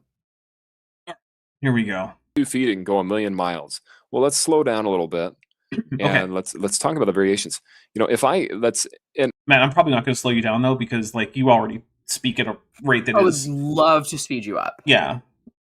We're actually, in fact, let's speed you up just a little bit, just a tiny bit. And I understand 1.2? I'm copying Hovind a little bit here, but I believe it's a great argument. And people, just because I quote other people at times, doesn't mean that that's like illegal. The great debate That's true. It's not illegal to quote people. That's Good true, job. technically true. Take a drink, I guess. I'm taking a drink for it. I don't know who has ever indicated that it was illegal. Doesn't matter. It's technically true. True. And Mom Not Related Gladstone for $5 says, I lived in Lubbock for a few years. The biggest city in a 6-hour radius. Was my first exposure to tumbleweeds, dust devils, and sandstorms. Can't say I miss it. Yeah, tumbleweeds are the worst. People don't know this. They're spiky. You can't just grab tumbleweed and toss it around. It's full of spikes. Also, it's from Russia, so thanks, Russia. Thanks, Russia. Yeah, it's weird that it caught on so hard in the Southwest because it's originally from, like, Siberia. No, it's not weird because that's something that led up to the Dust Bowl. Yeah. There was a strain of wheat that was particularly drought resistant that was imported from Russia, and it was grown immensely in the Texas Panhandle and into Oklahoma, right? And then even into these more drought-laden areas, right? Because at the time, this is when we were shipping wheat to Europe because of World War I, right? But then like prices of wheat started to come down, so people were growing more and more wheat to make the same amount of money, Drink from offer. right?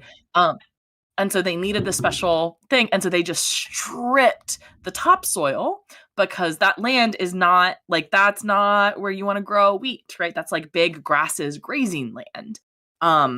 Anyway, The Worst Hard Time is a really interesting read if you want to learn more about the Great Depression and the Dust Bowl. Specifically the Dust Bowl. Yeah.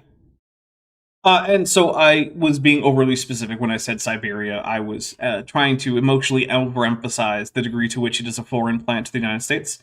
It is actually it grows actually wild all over large swaths of Eurasia. It is not specifically from Siberia. So Gotcha. that is for Vadim Radchenko. So there you go. Let's see, we got a couple more things. Nicholas K. I'm gonna go with Kale Music, even though it might be Kala Music. I'm not positive. Who has been a member for 6 months and is at the Tetrapod level, says, do quotes include picked cherries? Yes. Yes, of course they do. Yes. And then Olivia Williams for $6.99 Beaverbuck says, I think it's because he has been accused of plagiarism. Ghidorah. Oh, with the whole, like, he's okay with quote mining? Yeah. Also, yeah. Pretty good chance. Something like that. Pretty good chance. I know he's been accused of quote mining because, I mean, he very obviously quote mines all the time. He quote mines the Bible. Like, come on. That's how he preaches. It's maddening. Yeah, it's just a bunch of Bible quote mines. As if every single verse is just floating in the ether, and you can pluck the ones that you want, and then string them together in an order that works for what you want to say, regardless of what that means for the text. It's maddening to listen to this man preach. Right, because remember, Matt Powell doesn't give a damn about what the Bible says. He cares about what he thinks the Bible says, and he will twist the Bible itself until it says what he says it does. So, anytime Matt says that his authority is the Bible, he is straight up lying. Yeah, he's lying to you. Anytime anyone says their authority is the Bible, I would bet that they're lying. Yeah, there's a pretty good chance. They're either lying or they don't know what the Bible says. Are the two pretty good options. Matt might be both. You can be lying and dumb. That's a possibility. Yeah, that's true. You can be both. All right, here we go. Community, they kicked me out because I did a little bit of what they refer to as quote mining, but I think it's great to quote other scientists. I think it's great to quote great men of God. Is this the actual video? Even a scientist. Wait, but is this the video where he's going to say, I don't really see a problem with quote mining? Did I accidentally stumble onto the very video and I just didn't realize it? I hope so. That would be so... If that happens, we're drinking. Get ready to clip this, Dapper. Right? Space Hebrews versus Museum Assassins. Fight for the truth. Sorry. For $5. Says for the Hat Fund. Also, AIG are a tote of thorny tumbleweeds. We'll take a drink for that. Tote of thorny tumbleweeds. I love it. That was amazing. Space Hebrews versus Museum Assassins. Fight for the truth is pretty great. in case you guys don't know, yeah, the Space Hebrews is a reference to spirit science, who says that the Hebrews came back through time in spaceships for another go at enlightenment because apparently they failed the first time, which seems Oh. weirdly specifically anti-Semitic. Yeah. Like in a, like I, yeah, it's hard to describe. But also, the museum assassins. This is a creationist who claims to have been chased across Europe by assassins after he went in and asked too many questions about the fossil hominin skulls. In case you man. guys are wondering, museums generally do not keep staff assassins. It's not Can we make not really a thing Can we make a fan fiction channel on your Discord? for like creationist fan fiction. Yeah. Remind me. Okay, because I want the creationist fan fiction really bad. The Adventures of Ken Ham on the run from assassins from the museum. It's like the British Museum Yes. sends someone to go get him because he exposed that their Neanderthal skull is a fraud. Mm-hmm. Have come up with these discoveries. But one of the things that I love about science is the fact that there are limitations. You know, God said, let them bring forth after their kind. So I've heard evolutionists say, and I'm not strawmanning in any sense to any You almost certainly are. But okay, Matt. Okay, Matt. Whether or not you say you're strawmanning doesn't actually change that you are strawmanning. Right? Yeah. It's like whatever comes after, no offense, but, or I'm not a racist, but, the Right. next thing is going to be you doing that thing, being disrespectful or a racist, or in this case, strawmanning. Yeah. atheist that's listening to this, don't accuse me of strawmanning, because I have heard this nonsense that, well, maybe a dinosaur laid an egg and a bird hatched out. Yes, Matt, you have heard that, because that was an From idea. creationists. Well, from creationists, but also it was an idea, basically before Darwin, of saltation.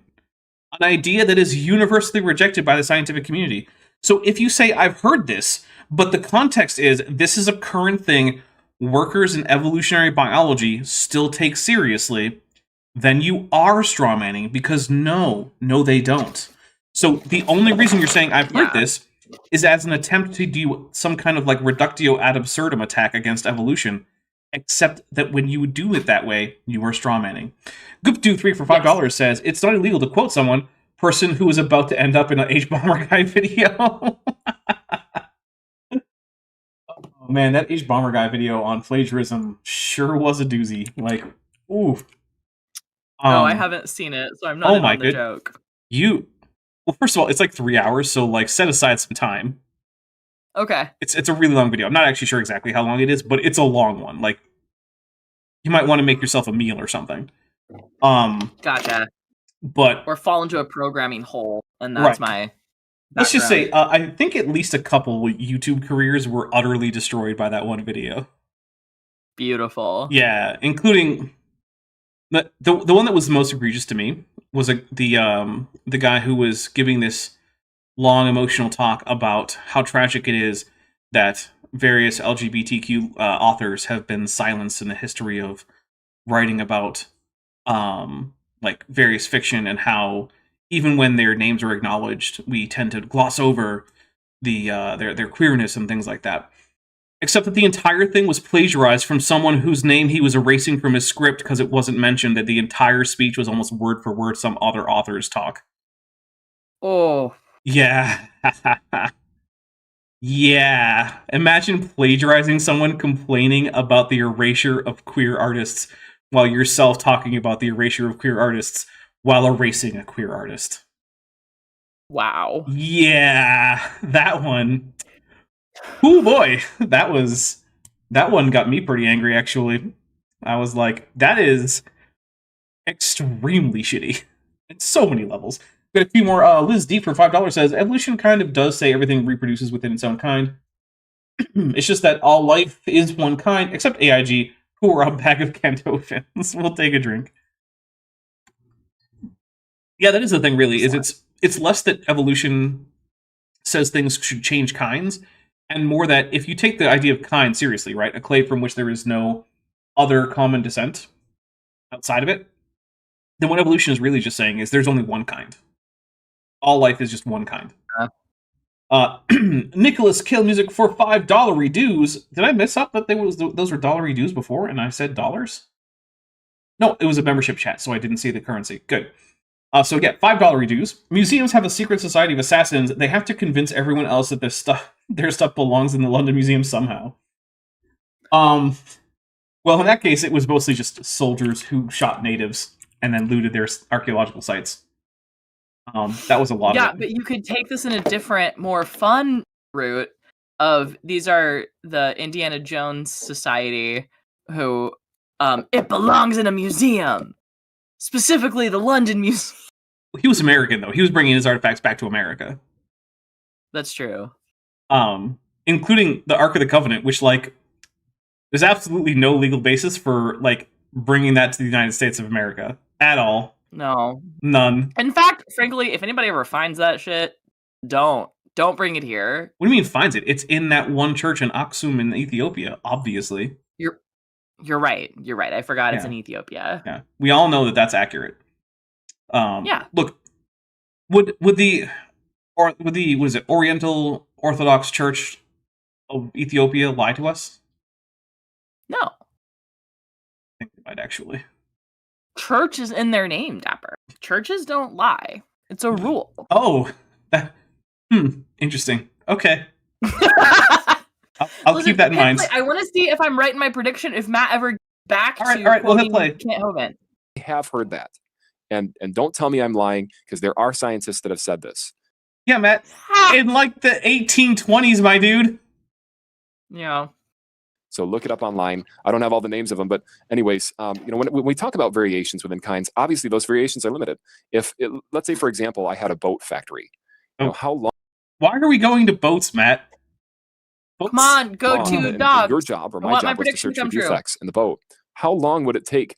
Wait, Heather talks to randos on train school and says it's over 4 hours, the H Bomber Guy video? Oh my goodness, I forgot. I just found it and it was 3 hours and 51 minutes. Whew. It's a good watch, though. Okay. Especially if you like any kind of, like, YouTube drama. Sometimes I like YouTube drama. For that boat that's made for the water to turn it into an airplane. It's not going to happen. I mean, there are amphibious planes around there, Matt Powell. Like, even if we accept that boat factory is a good analogy for evolution, which it's not, for the very important reason that no boats are related to each other genetically at all, anywhere, ever. Two identical boats that just rolled off of the same factory floor in sequence aren't related to each other. So automatically, anything man-made is a bad analogy here. But even if we accept that we're going to use morphological variation in things coming off of your factory floor, you can absolutely retool a boat factory into an airplane factory by changing the design that you're using. It's just a fact. I'm taking a drink. Jillian says... H Bomber Guy did the YouTube video and, like, pieced out a year ago. Yeah, well, to be fair, he doesn't upload very often. That's true. And that's my point. Okay. There's limits to the variations, I'm a little disappointed he didn't do the dogs in Texas, and he just did boats into planes for some reason, which is dumb on multiple levels. Yeah. Oh, guys. It's dumb on a lot of levels. We got 12 and a half minutes. Don't have stats. Oh, yeah. 12 and a half minutes to get that super chat at the going. same time? Possibly. Okay. But yeah, 12 and a half minutes to get 4 more super chats in. Of the teal level or higher. Leaving y'all. Right. And to try to utilize the idea of spontaneous, change, because didn't say generation. Oh, so hoping. Didn't say generation. Dude. There is no transitional forms is, to me. From what to what, Do you my need to guy? play the slideshow? So here's the thing. Last time I put the slideshow into a video, it got copyright claimed, so they're getting a little stricter about it, so I'm not going to. Okay, but insert not the slideshow. Here. I meant the Dr. Banjo. The slideshow. Oh. Do I even have the slideshow handy? I don't. Yeah, but imagine my fossil yodeling slideshow and send some Vishantis in chat. So, In fact, I was actually thinking, I think that the next time that we get an emoji, it might have to be other co-hosts. That would be so fun. Yeah, I think the next one needs to be a bent if he's okay with it. Yeah, just absolutely. get a bent face, and then we can get like a Maddie or a Jackson Wheat face, and then maybe like a Can Kit I propose? Davis. Do you have a tutu emoji yet? I don't think so. No. Well, there you go. Unfortunately, okay. So if I look at YouTube, they're going to tell me that you need like 20 whatever. I actually checked. It's like I need something like 150 or something more members, right? So they're always lying about that. Let's see. Space Hebrews versus Museum Assassins fight for the truth for $5 with their 20th super chat here. Thank you very much. Says, aren't two boats made out of genetically related wood, genetically related boats? No, they're made from genetically related trees, is what I would say. Yeah. But as boats. Unless it's the dragon boats from that book, movie, TV Never show? mind. Sorry, I can't remember the name of the fantasy series I read. Okay. But are they grown as boats from like living trees? No, somehow dragon eggs were people thought they were trees. And so these like people turned the dragon eggs into ships. They called it like live something, like live wood. And so the like basically the soul or intelligence of the dragon was in the boat. Oh, okay. Oh, hey, It there's was weird. Mothra. I Drink could for never Mothra. picture how we mistook an egg for wood. All right. Jake, insert clever dapper inside joke here. Nelson for $5 says, Santa hat, you warm weather bastard. Thank you very much. Olivia Williams, who's been a member for 31 months, says, to watch some of the horror of Matt, Ghidorah, and we'll take a drink for that Ghidorah. Thank you again. Guys. Then my unfinished please sock. meet the super chat goals. Please use these super chats to make me drink. My unfinished sock says, for $5, don't quote mine, like and share the stream instead. Yes, I agree. Yeah. And then, Vagrant Vagabond of Variant Vistas for $1 with their third super chat on the channel says, blank super chat. Vishanti has been summoned. We sent enough Vishanti emojis that now she is here. Vishanti. Hi, Vishanti. Report in. Did Craig get to his 1,200 push-up goal that he set for charity? Let us know, because I wasn't able to watch that because I was busy making videos for you guys, and also for me, because I like the videos. Really, that's why I started this channel, by the way. I was like, I'm running out of counter creationist content. What do I do? I was like, aha, I'll make my own. That's literally the thought process. Renee, Intellectually Gerrymandered Reborn for $2 says, oh yeah, that series was written by Robin Hobb. Okay. Robin Hobb. Okay, thank you. Because I almost said, like, I remember the name as Robin Hood, but not quite. Right? Like, yeah, probably not Robin Hood. We're one super like, I know away. it's not Robin Hood, but it's close. Robin Hobb. There we go.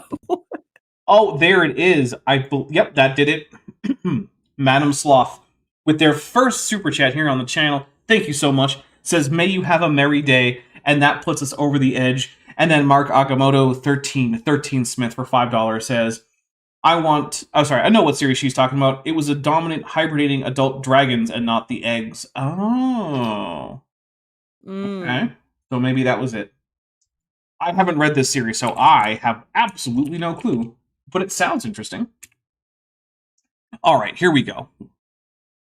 I will have to buy a Santa hat later. Just, it's not scientific. It's just trying to force the idea. Like, we're going to get... Imagine being a young Earth creationist and complaining that scientists aren't being scientific and they're just trying to force an idea. My guy... Yeah. My guy. You have come... Your people, not you, obviously. I'm pretty sure Daniel isn't involved in any of this.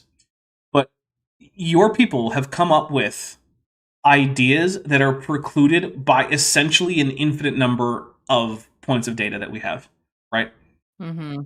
I have not done it, and maybe I should, but I've often said I could just do like an indefinite length live stream just coming up with reasons why Noah's flood is completely physically impossible.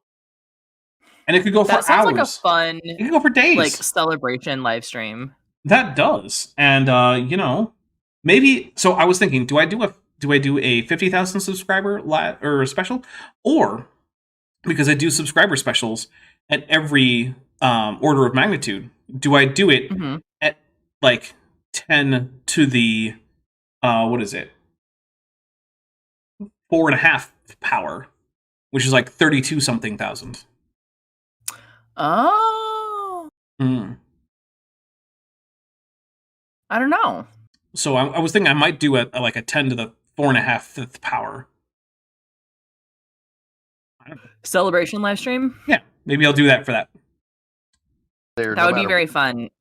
We do Put out have the call to the science friends when it's time. Yeah, I do also have a New Year's stream coming up. So the 31st is a Tuesday, and we will be in fact having a New Year's stream that will be live for the 4 New Years that exist across the contiguous United States, which is also the vast majority of North America. So beautiful. John says this is the wrong base for that. I'll do it every time you go over 9,000. So like just every time I have a subscriber past 9,000, that would just be every subscriber. I would have to do it every single day. Well, not every single day, but almost every day. What? We don't have any evidence for it, but so we're just 31,623 says Joran Dax. Thank you for doing the math for me. going to say it just happened. That's not really a good way to explain it. And see, yeah, that's right. That's why no one explains it that way. Hey, technically correct. I'm taking a drink. All right, fair enough. We're thirsty here. All right. Like I said, they have to go with that train of thought because the evidence is actually stacked against them.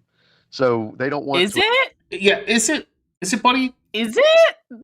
Because is it though? I've read a lot of scientific papers, and given that my interests, most of them intersect with evolutionary biology, and all of the ones that do have provided evidence for evolution, or have only been able to make sense of the information in the paper in the light of evolution. So, like, how much do you want to bet that this man has never read a scientific paper? Oh, are you kidding me? I would bet like $1,000. Yeah. Like, I bet he couldn't read a scientific paper. Yeah. Daniel, if you're watching this at the time of this recording and you ever read a scientific paper, come here, earn $1,000. Yeah, man, I would be shocked if at this point, actually, I would be shocked even if at this point, now, today, you could read a scientific paper. Because here's the thing, most people can't effectively read scientific papers. Yeah. They're not written for just every guy. They're highly technical, and most people can't read any scientific papers that are even a little bit outside their field. Right. Like, I'm sorry, if you wanted me to read a biology paper, I could never. My current postdoc advisor, right, who is a meteorologist, I asked him to look over a paper I want to submit soon for me from my dissertation research, right? So just still meteorology, but different subfield.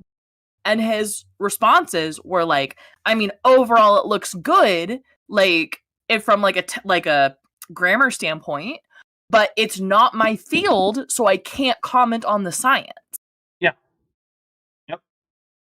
Imagine trying to Maddie, imagine trying to slog through like a dinosaur paleontology paper. Yeah. Oh my gosh. I could never. My eyes glaze over when like you start naming taxa. I'm like, oh, I literally never had to learn any. Yep. Right. Gosh. All right. So scientific papers are not for the general public. Yeah, they're right. They're barely even for scientists in those fields. Right. Mark Agamotto 1313 Smith says it was the Live Ship Traders trilogy set in the realm of Elderling's world. Well, there we go. Thank you. Admit, well, everything that we've pretty much been believing has been a lie. So, they want to keep it going. So there's money involved. You think about this guy fundamentally understands the incentive structure in science. He does not. I don't think he understands how little scientists get paid. Well, there's that too. I'm gonna take a drink. We're gonna talk about this a little bit. I had been in school. I was in post-high school education for 11 years, right? And I don't make the average American income. Yeah. So here's a thing, right? The incentive structure in science is to overturn the consensus. That's true. And that's not just true in science, that's just true in academia, right? Like, you look at, like, so Vishanti and I were just on stream with Kip Davis, so I have, like, biblical studies on my mind, right? Yeah. The That's main- a great stream. I watched it Thank you. yesterday. I think we're doing, the plan is for Saturday to do more of the same book.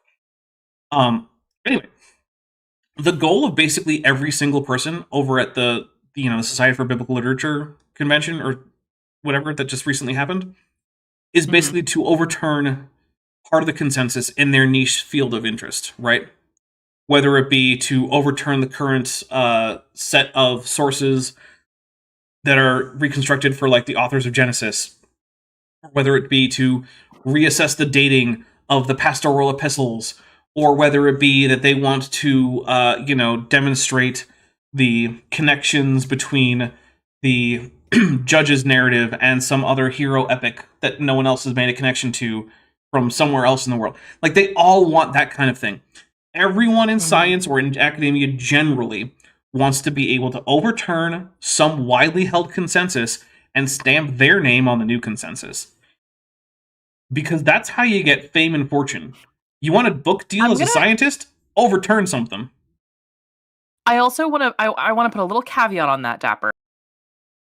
Because a big difference between, like, my field and biblical studies, right, is that if you are in biblical studies and not an archaeologist, right, because then yes, like, your goal is to overturn a paradigm.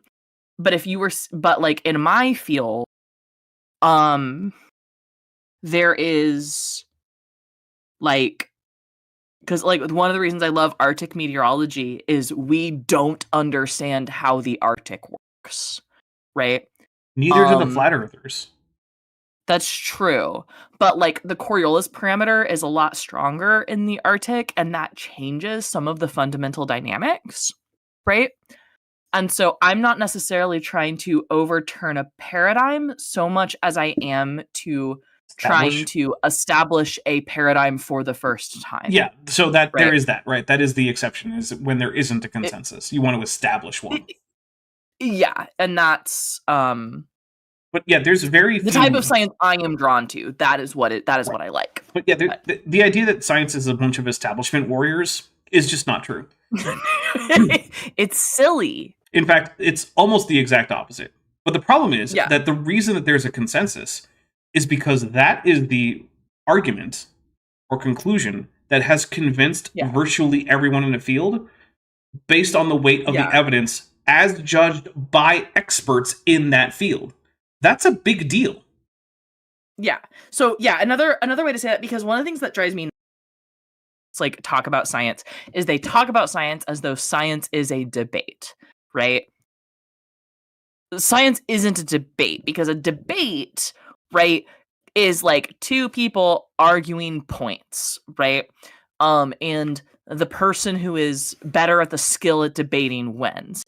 There's a reason science isn't settled in debates, and that's because, like, we're bad at talking and have low charisma scores, right? So, like, I think you have a pretty reasonable charisma score. I let you on the channel pretty often. That's true. Well, thank you. At least but as well. Like something that we in science want to actively avoid is the idea of, like, a charismatic person being able to convince you of their idea without the appropriate support, right? So, like, that's why we do it in dry academic papers. Yeah. Right? Yeah. If a dry academic does not matter. If a dry academic paper can overcome some kind of established principle, it's because the evidence is good, not because whoever said it was super sexy or something. Right. It's not because, and it's not even because of an argument, right? It's not because of how well crafted your argument is. Although that does help. I mean, it helps, but a well-crafted argument without the foundation of evidential support right. doesn't hold water. Yeah, it's right. It might catch a few Yeah. people, but it's not going to change that consensus or establish one. Exactly. So the point is, it's not in an argument. And whenever you hear young creationists talk about science, they talk about arguments. They talk about like debate things, Mhm. right? Not the actual hard work of science, which is the slow, meticulous gathering of evidence. Yeah, right? if a scientist is debating you, it's for funsies. It's not their job. Right. And it's not on their actual scientific work. Yeah, generally, Right. yeah. Because if somebody wanted to debate me about my scientific work, cool. There are 5 people on planet Earth that care about it. Right? And who are qualified to debate me. All right, Maddie, Right? I'm gonna debate you on Arctic weather, and my side is going to be pro frost giant caused weather, and your side can be whatever kind of nonsense ocean currents that you want to talk about. Yeah, and so I'll be like, cool. So the reason that we see tropopause polar vortices instead of a continuation of like Rossby waves is because of the Coriolis parameter, and here's the math that says that. Guys, there's a reason that's not the topic of my channel. But counterpoint, have you considered that actually it's just the Jotun having some kind of a fun dance? Fun fact, we have satellite data that passes. We have a satellite pass that goes over the Arctic twice a day. So we Mhm. have twice daily data that covers the full Arctic, Mhm. right? And this includes photographs. No Jotun. But they live under the ice, so you wouldn't get them in photographs. Do they live under glaciers or do they live under sea ice? Yes. Those are different ices. They live under both. People live on different kinds of houses. The Jotun can live under different So- kinds of ice. Okay, so do the Jotun live in the ocean? Some of them, but in the ice. Like, not the liquid part. In the ice part. No. You don't know. I'm gonna hit play. Funding to have these scientists have to, they have to toe the line to be able to continue, like you said, their jobs. But for the grants, for Literally the opposite of how it works. Do you know how many crazy Literally cranks? the opposite. I'm taking a drink and I'm putting my listen, I've adjusted my ponytail. It's getting to be a higher pony every time I get stressed out. God. All right, I've got 2 words for you. Alan Fiducia. If you think all tenured professors are towing the line, then why the heck is he your favorite paleoanthropologist? Because he's got tenure also, and he's what not do you towing the think line. tenure is for? Yeah, it's literally so that when you don't toe the line, you don't get fired. That's the point of I'm tenure. turning this into a stress top side pony. Ooh, you got the 80s ponytail going now. Yeah, that's where I'm at emotionally. It crawled all the way up This the point. back of your skull, and now it has to go to the side. hmm Now, what we really need now is for you to have like a high school football jacket with like your high school team, and then maybe like you can Ooh. glam it up with some like stitched on little bits, and then you can complete your transition into an 80s high schooler. Yeah, I love it. I don't have a Letterman jacket. I lettered, but I don't have a jacket. Well, tell you what. If I run Tales from the Loop, the tabletop RPG set in the 80s with all kids as players, maybe that'll be a good reason for you to do that. That would be such a good reason. All right. It's also set primarily in either Sweden or Nevada. So it makes sense. I'll talk about it later with you privately. Okay. or whatever. I mean, it's just they've got it pretty much wrapped up, and the threat, and they look at creationism as a threat to that. No, they don't. They don't look at it at all for the most part. Okay, creationists. Yeah. I need you to understand this, right? The average scientist thinks about you as often as the average NASA employee thinks about Jeranism from Jeranism, right? They probably don't know that you exist. If they do, they just think you're a joke, and then they move on with their lives. We here are in an unusual circumstance, right? Because we were raised as young Earth creationists. Maddie's now a scientist, but that's a lingering interest. For me, it was basically just a hobby that I kind of tried to monetize really heavily during a pandemic where I couldn't leave my house because I have a history of bad lungs and I didn't want to die. Yeah. I once tried to explain what I do on these like live streams and when I was more active on my channel, of my like grad school professors at the time, and like people I would consider colleagues now, and even one professor who is deeply Catholic. I was like, "Do you know who Hovind is?" And he just No. looked at me like I was dumb, right? And I was like, "Never mind, it's dumb internet stuff, but it's fun for me." And like that's how I had to explain it, because Yeah. don't think about creationism. Zero Scientists don't. They don't care. No. They don't think about it. For the most part, there are the weirdos like Maddie and like Dr. Dancer Cardinal or Zach B. Hancock, Gutsick Yeah. Given. They care, but that's because of unusual circumstances. Zero One says if you want, that's not because I'm a scientist. Zero One says if you're going to do an all kids game, you should just do Aliens. Play as a group of children from the start of the second movie. Kid is a valid class. It is a valid class, but I feel like a party of all children would be weird because in that game you can't target the kid in combat unless the kid attacks, which would mean that basically it would invalidate combat encounters entirely because the game is balanced around only a maximum of like one or maybe two people of the same class. Whereas Tales from the Loop is balanced around everybody being a kid from between two ages. In fact, the way that you quote-unquote level up is you just get older. When you get older, you get another point to put in your stats, but you lose a point of luck. Ooh, so the youngest kids are that's the interesting. luckiest. Kid, The least kids overall on capable. bikes also is a really fun Yeah. system. So the reason I got Tales from the Loop, or I put it on my wish list, it's because I really like the book it's based on, which is an art book by Simon Stålenhag, who's like Swedish, which explains why one of the main settings is in fact Sweden. But also, I want to say thank you to Anne Gladstone, who got me some ramen, a Megazord and Dinozord pack. The dinosaurs turn into Megazord, you know, that kind of thing. Amazing. And then also got me a what's the third thing? Yes, some dice, some Call of Cthulhu themed dice from Chaosium. Oh, that's awesome. Yes. So I almost forgot, but I have the notes here in front of me. Like, say thank you to Anne Gladstone. Minoiti for $10 says scientists probably think about toe fungus more often. I know that's true because there are scientists whose job it is to study toe fungus. So they definitely think about it a lot more than they think about creationism. All right, we're gonna add some more in here. We're almost done. We got this. I say that with like we haven't actually played very much of this video, but whatever, it's fine. No, we skipped ahead 10 minutes. Yeah, we did. And we're still not even halfway through it. So, you know, it almost becomes a personal problem with the way that we interpret the same evidence that they have. No, because here's the thing, right? Remember how we mentioned the rocks were there?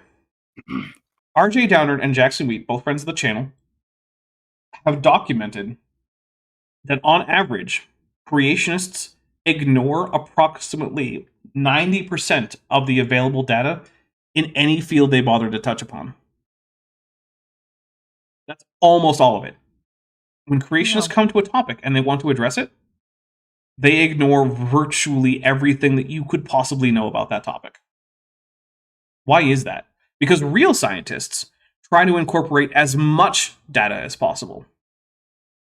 In fact, a pretty common note that you get back from peer reviewers is, you didn't consider this list of like 40 papers that maybe you should go incorporate and cite. That's a very common... In fact, sometimes people will get back, have you considered these papers? And it will be a list of papers written by the person who wrote the article in the first place, because generally peer review is double blind, so that you don't know who wrote the article and you don't know who reviewed it. Yep. And so they might just assume that you're not this person. And I have seen more than one person frustratedly point out that they got a note from their peer reviewers to take into account their own papers. Oof. Yep. So that is the degree to which scientists have to take everything into account. Whereas the exact opposite is true for creationists, as demonstrated by using math by RJ Downard and Jackson Wheat in their book, The Rocks Were There. Not sponsored, but go get it on Amazon anyway. My copy is signed by RJ Downard himself. Amazing. Yep, I brought it to the Grand Canyon when we were all going to the Grand Canyon, and I was like, RJ, sign this book, please. And I produced the book. So yeah. See, everybody has the same evidence. It's how that evidence is interpreted. Just drunk. And so they take it away from the scientific realm and take it to a personal and I know you know it. It becomes an attack against you because they don't have evidence. No, look, the reason that sometimes scientists can take this kind of thing personally is because you're literally attacking them as a person when you say you're lying to us, or you're not taking the data into account, or that's just your imagination. Just think about it. If I listen Go ahead. If I listen to Young Earth creationists long enough, I get into this like death spiral in my brain of no, but you, right? The thing you're saying I do, that's what you do. It's just projection, yeah. No, but that's what you do. And then I have to be like, I don't want us to be in a like Spider-Man, no you, but no you, but no you. And so then I take a minute to self-reflect because I'm a mature thinking human person. And I'm like, well, am I doing the thing they're accusing me of? Because I don't just want to fall into a no, but that's what you do. And that's the death spiral. Yeah. Regime said, Vadim Marchenko says, so according to this guy, only yeks discover evidence that science rides on their coattails. I don't think he would say that necessarily, but that's certainly the logical implication of what he is saying. Yeah. Lady novelist Ken's Tender Touch, a Chicken's Tale for $4.99 says, so this fanfic? Do I start with Necro, Witch Secretary, Kent's Chicken Fetish, Matt's Banana Obsession, or Jotun Under the Ice? Which secretary? Which secretary, please? But it's a necrophilia or necrophile witch secretary, though. I'm not sure I want to read that one. Oh. Yeah. Okay, that one, but keep it like PG-13. How do you do PG-13 necrophilia? You illusion. All right. I was just the other day being informed about historical accounts of Herod the Great's alleged necrophilia. Of course, all of them came from his political opponents. So, you know... Yeah. Yeah, basically, apparently everyone agrees that he preserved a woman's body in honey. They just disagree on exactly why. And his opponents were like... it's because he wanted to do things with it. And his supporters were like, it was to demonstrate that he actually married a princess. And I don't know which of those to believe. But I'm going to, for the sake of my sanity, assume it was just to prove he married a princess. And yeah, Vishanti... Yeah, you know what? We do Vishanti's in weird their chat things with to that. preserve the bodies of royals, so let's, like... Yeah. Plus, at the time, it's not that easy to preserve a body, but honey sure will do it. Okay. Because honey, nothing grows in honey. It's too hypotonic. Oh, yeah. Okay. That's the reason honey doesn't go bad. Basically, any cells that fall into it, they're just going to... Because, the membrane is semi-permeable, and water's always going to go to the less concentrated area. They just immediately dry out, because all the water gets drawn right out of their cells into the honey, and that's it. They die. Okay. Mm-hmm. They don't, the evidence that they would need to actually have their theory is missing. We have... No, I don't know. So many fossils. I don't know that. Fully, you have the apes, monkeys, full fossils. You have humans. Actually, we have very few full fossils of anything, monkeys and apes included, but okay. Humanoids. Humanoids, yes, the Klingons. All those fossil Vulcans and Klingons and whatnot. Yes. Lady Novelist, that could be another fanfiction. Write about the fossil Klingons found on Earth that debunk evolution somehow. Yeah, who wrote Macbeth? There you go. Yeah, I don't have Macbeth, but I have Hamlet. Who wrote Hamlet? Let's just do Hamlet. I have Hamlet, and I have Much Ado About Nothing in Klingon. Much Ado About Nothing would be more fun. I think The Taming of the Shrew has also been translated, but I'm not positive. Wonderful. Where's the translation? I want to see that performed in Klingon. That would make me by people in full Klingon cosplay. Hamlet has been performed a few times in Klingon. By people in full Klingon cosplay? Yes. I believe in Chicago. Oh my gosh, that's amazing. There's also annual productions of a Klingon translation of A Christmas Carol. Yeah. Wonderful. By Klingon translations, you of course mean restored to the original. Well, obviously, yeah. In fact, A Christmas Carol is about a cowardly old man who finds honor again after he's visited by the three spirits that give him a sense of honor and courage again.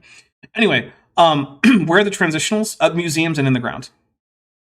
Like, there are just so many transitionals that even my slideshow only gives a tiny, tiny fraction of all of them. It is the state of the field now is that we have so many forms, we don't know what to do with them. Basically, yeah. You can't find them. Well, I got a quick fix. Wait, It's a Wonderful Life was recently performed in the Twin Cities in Klingon? Renamed It's an Honorable Life? I have been too far out of the loop from other Klingon speakers because I basically just don't check Facebook anymore. And that's where I used to connect with them. I need to find out where their like blue sky profiles are so I can get re-hooked up with like the Klingon social media groups. Yeah. Because I rely on you for my Klingon knowledge. That's the problem. I've been falling out of like the social media areas where I used to hang out with them. A lady novelist, Ken's Tender Touch, a chicken sale for $1.99 says, "Deal, Maddie. You keep it PG-13 by being tasteful." Okay. Yeah, I guess by being tasteful. I don't know how to be tasteful about that topic, but sure, why not? All right. We're gonna get a little. No, you know what? We're done with Daniel for today.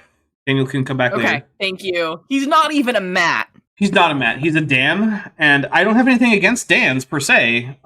Certain Dans being exceptions. Yeah. I still have to have my fight with Dan Surdcard. I'm kidding. I don't have a fight with him. That doesn't mean that we agree on everything, though. You should see our chats and group chats. We have disagreements. I keep having to mute group chat. It's understandable. It's understandable. Because we talk about politics and it gets me stressed out I get like stressed out and then I try to figure out how to immigrate to another country. I don't know if you noticed, but every once in a while, I just shove in some channel or some science stuff to try to move it that way when people have been talking too much. To try to bring us out of the doom, out of the death spiral. Yeah, it's Listen, I'm falling into a lot of death spirals these days. Yeah, it's like, oh, hey, did you hear about how there's talk about like withdrawing the polio vaccine? I'm like, hey guys, look at this stupid thing Raw Matt said. Or, hey, look, they found a new dinosaur. Isn't that cool? Can we talk about the new dinosaur, please? Let's talk about the new dinosaur, please. Yeah. Is there a Dan to do Dan with? There might be. Are there any creationist Dans that you can think of? I don't know. Maybe this guy. But I'm really bad at knowing people's names. Fair. So. All right. Well, let's go through what is coming up. Maddie, do you have anything you want to tell people about? Is your TTRPG Let's Play channel getting off the ground? It's getting off the ground. The Let's Play channel, it's called OK Roll. I think we're gonna officially launch in like January. What we're looking to do is a like monthly or bi-monthly live stream that's going to be so chill, right? Because I need some chill, low stakes media in my life. And so I'm working with some of my like improv friends from out here, and then also having edited videos then get released periodically. Right now we're filming I'm filming these like 3 or 4 episode story arcs once every other month is kind of what I can fit into my schedule, and then getting in those edited. So look to have that channel launch at least with the live streams hopefully in January. And yeah, it's called OK Roll. It's very hard to find the channel on YouTube right now. Sorry, because the only videos I have on it are unlisted. So, fair enough. Yeah. But yeah, that's coming up, and I'm hoping to get to doing some more like science education stuff on Science Side Up, as I'm missing teaching, and so I'm hoping to get a little bit more of that going. But a lot of my efforts right now are in the actual play stuff. Okay. Is there anything else coming up that you want to let people know about? Hey, if you're in the Oklahoma City area this Saturday, I'm performing an improvised musical. Nice. At Oklahoma City Improv. Fa la la la la, Mark. It's our last show. Okay. And it's gonna be great. Nice. All right. Yeah. Well, over here on the Dapper Dinosaur channel, we don't have anything tomorrow, but on Thursday we are premiering Jeffrey Tompkins and the Mysteries of the Deep. where Jeffrey Tompkins is going to be telling us why the ocean is actually evidence for young Earth creationism, and a Vendorian visitor from Vendor Prime, presumably, is going to be explaining why, no, Jeffrey, that's dumb. So if you like Vendorian morality tests, or you just dislike Jeffrey Tompkins, or you like this channel, tune in. Also, it was the hardest to render video that I've ever done in my entire time on YouTube. So please tune in, because I don't want all of that to have been for naught. So that is going to be at, 11 a.m. Pacific, 2 p.m. Eastern on Thursday. Then on Friday at 6 p.m.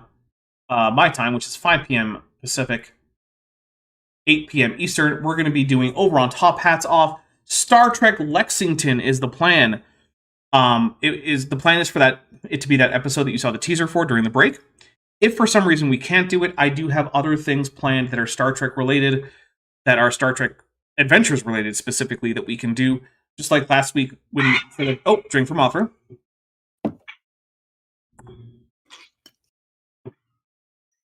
So just like last week, where instead of an episode, we did background stuff with the chat for the next campaign in Star Trek Adventures, where we built up the fleet that's going to live at Narendra Station, the main station the whole campaign is going to center around. I have other stuff planned if we can't if not enough of us can be there for an episode.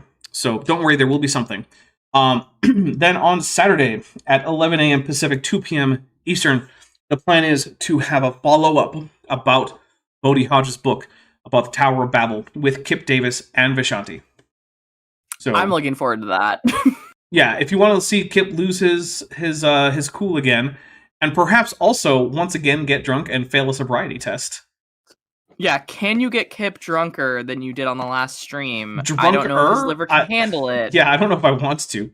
I did say that my goal was to make sure that he ended up horizontal by the end of the stream, and we succeeded because he took a sobriety test and he failed after like 2 steps. It was yeah. I was like, okay, Guys, he was at his own house. It's fine. Yeah, he wasn't driving. I was like, walk heel to toe and try to keep your arms by your sides. That failed almost immediately. I'm trying to think if I could actually do that sober. I don't know. You might want to find out, because that is a common actual sobriety test thing. And if you can't, you might want that documented somewhere. That's fair. Yeah. Yeah. All right. Well, then next Tuesday, again, we're doing a special Kent with Bent Christmas episode. There is already a Santa hat on the way. I ordered it while Maddie was talking, because you know what? That's how much I care about this. That's how much Dapper is a professional. Mm-hmm. It is on the way. It will be here on December 22nd.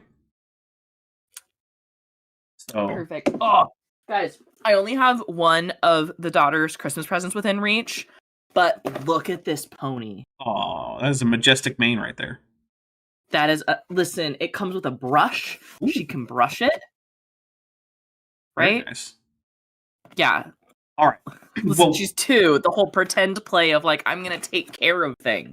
Yeah. We're really into that right now. All right. Well, we have to get out of here because it is almost time for Power Rangers Super Samurai.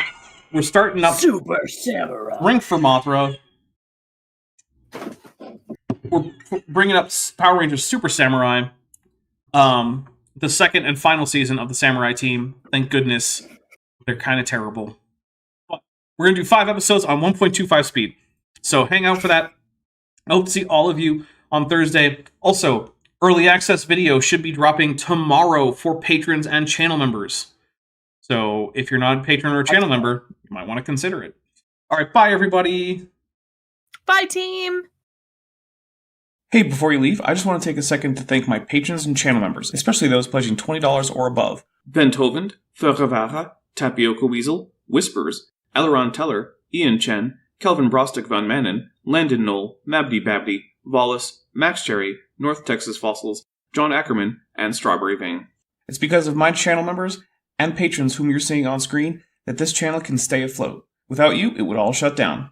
If you want to join the team, there's a link to join the channel below this video, and there's a link to join the Patreon in the description. On the Patreon, you can get a 10% discount for pledging annually, and either way, you get early access to virtually all of my scripted videos, often 3 to 5 months before they come out for the general public. Thanks for watching.